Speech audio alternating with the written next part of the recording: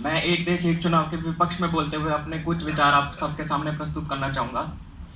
तो जैसा कि आप सभी जानते हैं कि एक देश एक चुनाव 5 साल में एक बार चुनाव करने के लिए विधि विधि को ध्यान में रखते हुए करने के लिए किया गया है।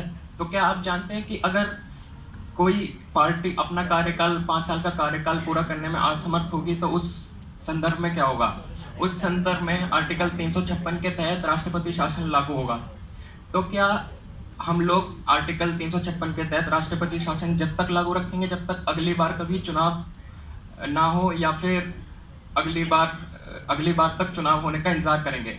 जो दूसरा पॉइंट मैं आप सबके सामने प्रस्तुत करना चाहूँगा वो है कि हमारी क्षेत्रीय पार्टी को होने वाले नुकसान और उनके मुद्दों की जो है उनके मुद्दों को मतलब एक तरह से दखल अंदाज कर देना, क्योंकि हमारी जो राष्ट्रीय पार्टी है इनसे उनको काफ़ी फ़ायदा होगा चुनाव के अंदर।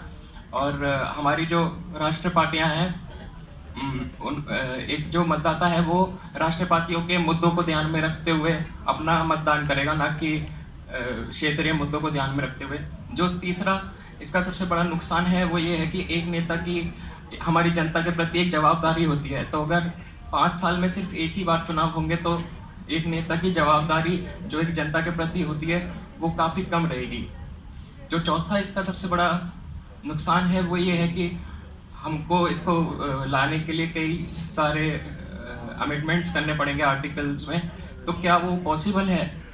क्योंकि आप सभी जानते हैं कि अगर हमारी सरकार एक तरह से अमेंडमेंट करने में पॉसिबल रही, उसके बावजूद भी उनको लगभग 24 राज्य सरकारों की यानी हाफ ऑफ द स्टेट्स की मंजूरी इसको लागू करने के लिए चाहिए होगी। जो इसका पांचवा नुकसान है वो ये है कि आप सभी जानते होंगे कि एक देश एक चुनाव आज भी कई देशों में किए जाते हैं, लेकिन क्या आप जानते हैं उन देशों की आबादी कितनी है? जैसे आपको मैं बताना चाहूँगा कि स्वीडन की आबादी मात्र सिर्फ 1 करोड़ है, जबकि हमारे दिल्ली शहर की आबादी सिर्फ 2 करोड़ है।